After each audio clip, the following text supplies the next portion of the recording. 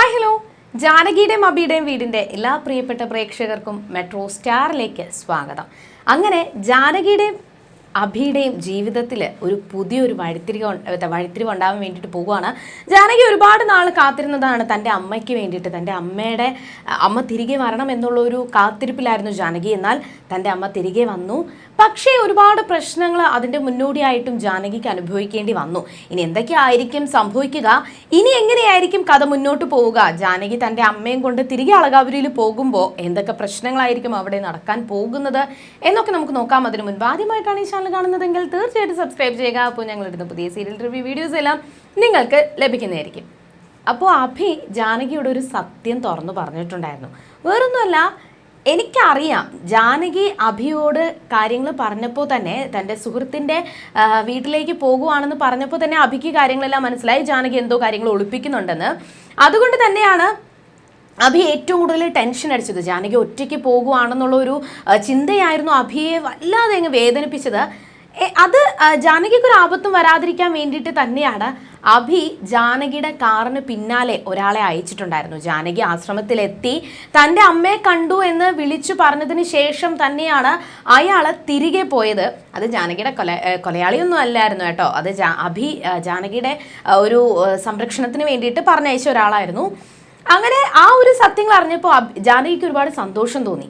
അഭി തന്നെ വിശ്വസിക്കുന്നുണ്ടല്ലോ, തൻ്റെ ഭർത്താവ് തന്നെ ഇത്രത്തോളം സ്നേഹിക്കുന്നുണ്ടല്ലോ എന്ന് ജാനകിക്ക് ഒരുപാട് സന്തോഷം തോന്നി.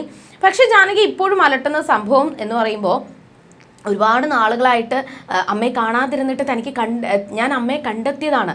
പക്ഷെ അമ്മയെ കണ്ടെത്തിയിട്ടും തനിക്കൊരു സന്തോഷം കിട്ടുന്നില്ലല്ലോ. അമ്മയുടെ ഈ ഒരു അവസ്ഥ തന്നെയാണ് തന്നെ ഇപ്പോൾ ഏറ്റവും കൂടുതൽ വേദനിപ്പിക്കുന്നത് എന്ന് പറഞ്ഞുകൊണ്ട് ജാനകി ഭയങ്കര സങ്കടത്തിലായിരുന്നു. അപ്പോഴും അഭി പറഞ്ഞ കാര്യമുണ്ട്, ജാനകി നീ വിഷമിക്കരുത്. ഇത്രയും നാളും നിനക്ക് നിൻ്റെ അമ്മയെ കണ്ടുപിടിക്കാനായിട്ട് സാധിക്കാത്ത വിഷമമായിരുന്നു. പക്ഷെ ഇപ്പോൾ നിൻ്റെ അമ്മ നിൻ്റെ കൺമുന്നിലുണ്ട്. ഇനി സ്വാഭാവികമായിട്ടും അവരുടെ ആ ഒരു പ്രശ്നമല്ലേ, അമ്മയുടെ മനസ്സിൻ്റെ പ്രശ്നമല്ലേ, അത് നമുക്ക് ട്രീറ്റ്മെൻറ്റ് ചെയ്താണെങ്കിലും നിൻ്റെ സാമീപ്യമൊക്കെ അമ്മയെ പഴയ ജീവിതത്തിലോട്ട് കൊണ്ടുവരും. എല്ലാം മാറ്റി എല്ലാം ഓക്കെ ആക്കി കൊണ്ടുവരും. നീ പേടിക്കരുതെന്നൊക്കെ പറഞ്ഞ് ഒരുപാട് ആത്മവിശ്വാസം നൽകി. മാത്രമല്ല എന്തായാലും നമുക്ക് സ്വാമിജിയെ പോയി കാണാം, സ്വാമിജിയെ കണ്ട് സംസാരിക്കാം, അപ്പോൾ എല്ലാം ഓക്കെ ആകുമെന്ന് പറഞ്ഞു. അങ്ങനെ അഭിയും ജാനകിയും കൂടി നേരെ സ്വാമിജിയെ പോയി കണ്ടു. സ്വാമിജിയോട് കാര്യങ്ങളൊക്കെ സംസാരിച്ചു. അപ്പോൾ സ്വാമിജിയോട് ഇതിനെപ്പറ്റി സംസാരിച്ചപ്പോൾ സ്വാമിജി പറഞ്ഞ കാര്യം, നിങ്ങൾ വിഷമിക്കരുത്. ഇത്രയും നാളായിട്ടും അമ്മ ഒരക്ഷരം ഇണ്ടാതിരുന്നതല്ലേ, പക്ഷെ നിങ്ങളിപ്പോൾ കണ്ടുപിടിച്ച് വന്നില്ലേ, ഇനി മാറ്റങ്ങൾ സംഭവിക്കാം. പക്ഷേ ഇതിന് പ്രത്യേകിച്ച് ട്രീറ്റ്മെൻറ്റോ കാര്യങ്ങളൊന്നും ഇല്ല. ട്രീറ്റ്മെൻറ്റായിട്ട് പ്രത്യേകിച്ചൊന്നും തന്നെ ഇല്ല. ഇനി എല്ലാം ഓക്കെ ആകും, പേടിക്കണ്ട എന്നൊക്കെ പറഞ്ഞപ്പോൾ ഒരുപാട് സന്തോഷം തോന്നി. എന്തായാലും ശരിയാകും, കുറച്ച് നാൾ സമയമെടുക്കും എന്നല്ലാതെ ശരിയാകും. പക്ഷെ ഒരു പ്രശ്നം എന്ന് പറയുമ്പോൾ വേറൊന്നുമല്ല, ജാനകി സ്വാമിജിയുടെ ആ വാക്കുകൾ ജാനകിയും അഭിയും കുറച്ചൊന്ന് ധൈര്യപ്പെടുത്തി. ഇത്രയും നാൾ അമ്മയെ കാണാതിരുന്നില്ല, അമ്മയെ ഒരിക്കലും കാണുമെന്ന് പ്രതീക്ഷിച്ചില്ല, പക്ഷെ ഇപ്പോൾ കണ്ടല്ലോ, ഇനി നമുക്ക് മാറ്റിയെടുക്കാവുന്നതേ ഉള്ളൂ. ബാക്കി നമുക്ക് ട്രീറ്റ്മെൻറ്റും കാര്യങ്ങളൊക്കെ ആയിട്ട് മാറ്റിയെടുക്കാം. പക്ഷേ ഇപ്പോഴത്തെ ഈ ഒരു സാഹചര്യത്തിൽ അമ്മയെ ഒറ്റയ്ക്ക് വിട്ടിട്ട് പോകാനായിട്ട് ജാനകിക്ക് സാധിക്കത്തില്ല. അമ്മയെ തിരികെ കൊണ്ടുപോകണമെന്ന് ആഗ്രഹമുണ്ട്. പക്ഷേ അവിടുത്തെ സാഹചര്യങ്ങൾ അഭി സ്വാമിജിയോട് വ്യക്തമാക്കി. ജാനകി ഒരുപാട് വേദനിപ്പിക്കുന്ന ഒരുപാട് ആൾക്കാരുണ്ട്. ആ ഒരു സമയത്ത് അമ്മയെ ഈ ഒരു അവസ്ഥയിൽ കൊണ്ടുപോകുമ്പോൾ അവർ വിശ്വസിക്കണമെന്നില്ല. അതുകൊണ്ട് സ്വാമിജി എന്തെങ്കിലും ഒരു വഴി ഉണ്ടാക്കി തരണം, ഞങ്ങൾക്ക് ഇവിടെ എവിടെയെങ്കിലും തന്നെ താമസിക്കാനായിട്ട് ഒരു സൗകര്യം ഒരുക്കി തരണമെന്നൊക്കെ പറഞ്ഞു. അപ്പോൾ സ്വാമിജി വഴി തന്നെ തമ്പിയുടെ കാര്യങ്ങളൊക്കെ സ്വാമിജിക്ക് അറിയാം. അപ്പോൾ അതൊക്കെ അഭിയോട് പറഞ്ഞിട്ടുണ്ടായിരുന്നു.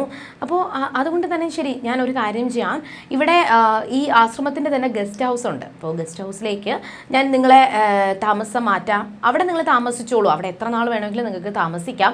ചിലപ്പോൾ നിങ്ങളുടെ സാമീപ്യം തന്നെ ആയിരിക്കും അമ്മയുടെ ഈ ഒരു അമ്മയുടെ ഈ ഒരു സ്വഭാവം എല്ലാം മാറി വരാനായിട്ട് കാരണമാകുന്നതെന്നൊക്കെ പറഞ്ഞു.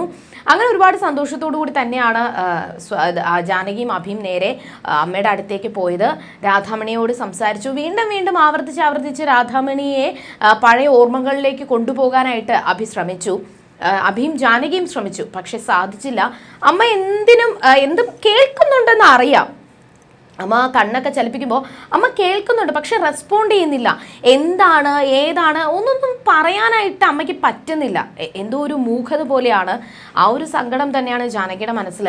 ഈ സമയത്തായിരുന്നു അവിടുത്തെ ഒരു സന്യാസി, ഒരു ആൾ വന്നിട്ട് ആ ഒരു അവിടെ ആശ്രമത്തിൽ ജോലി ചെയ്യുന്ന ഒരാൾ വന്നിട്ട് പറയുവാണ്, സ്വാമിജി വിളിക്കുന്നുണ്ട്, അതും അഭിയോട് മാത്രമാണ് ചെല്ലാൻ പറഞ്ഞിരിക്കുന്നത്, എത്രയും പെട്ടെന്ന് സ്വാമിജിയുടെ അടുത്തേക്ക് ചെല്ലണം.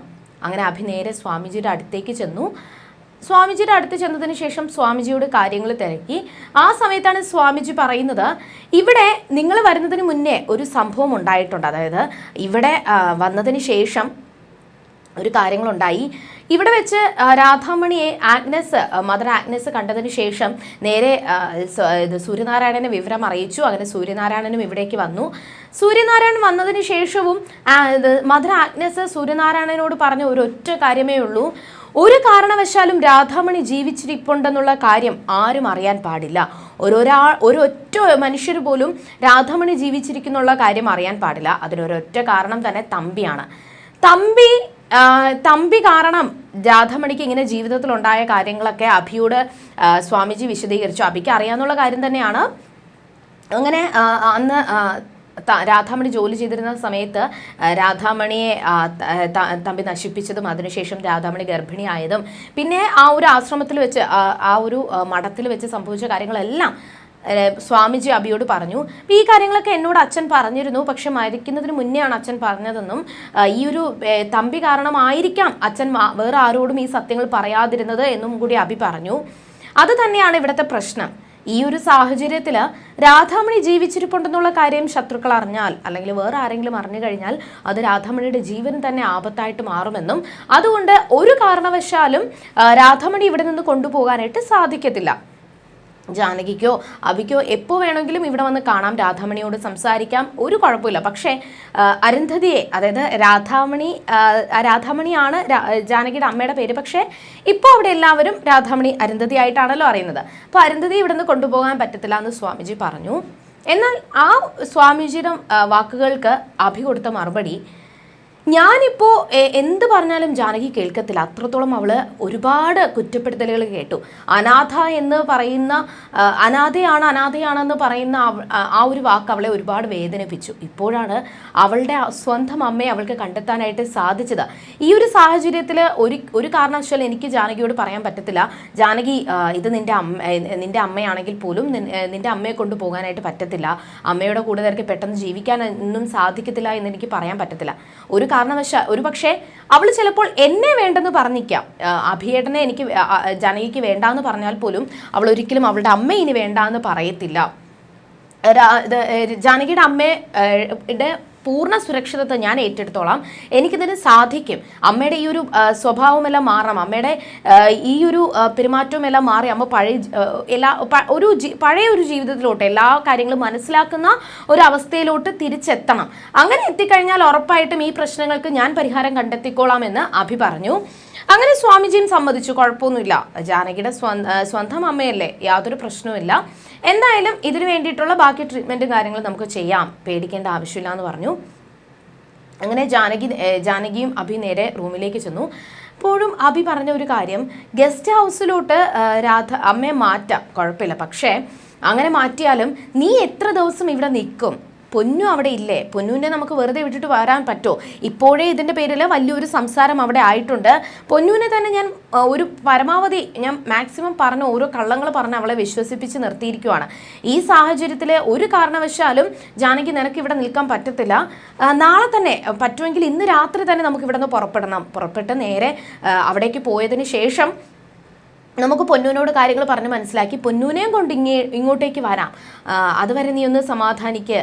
ശരി അഭിയേട്ടാ, നമുക്ക് പോകാം എന്നൊക്കെ പറഞ്ഞു. ജാനകിയും സമാധാനപ്പെട്ടു, ശരി സമ്മതിച്ചു. അങ്ങനെ അവർ തിരികെ പോകുവാണ്. പക്ഷേ ഈ സമയത്ത് ഇതെല്ലാം പറഞ്ഞ സക്കീർ ഭായ് നേരെ മേരിക്കുട്ടി അമ്മയുടെ അടുത്തേക്ക് ചെന്നു. എന്നിട്ട് രാധാമണി ജീവിച്ചിരിപ്പുണ്ടെന്നുള്ള കാര്യങ്ങൾ പറഞ്ഞ് മേരിക്കുട്ടി അമ്മയെ ഇങ്ങോട്ടേക്ക് കൊണ്ടുവരാനായിട്ട്, രാധാമണിയുടെ അടുത്തേക്ക് കൊണ്ടുവരാനായിട്ട് ശ്രമിക്കുവാണ്.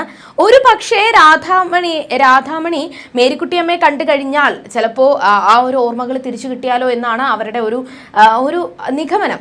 എന്നാൽ അവിടെ വെച്ച് ഇന്നത്തെ കഥ അവസാനിക്കുവാണ്. ഇനി എന്ത് സംഭവിക്കാം? മേരിക്കുട്ടി അമ്മ വന്ന് രാധാമണിയോട് സംസാരിച്ചു കഴിഞ്ഞാൽ, രാധാമണിയോട് ഇടപഴകി കഴിഞ്ഞാൽ ഒരു പക്ഷേ രാധാമണിക്ക് തൻ്റെ ഓർമ്മ തിരിച്ചു കിട്ടുമോ? താൻ പഴയതുപോലെ ജീവിതത്തിലോട്ട് തിരിച്ചു വരുമോ?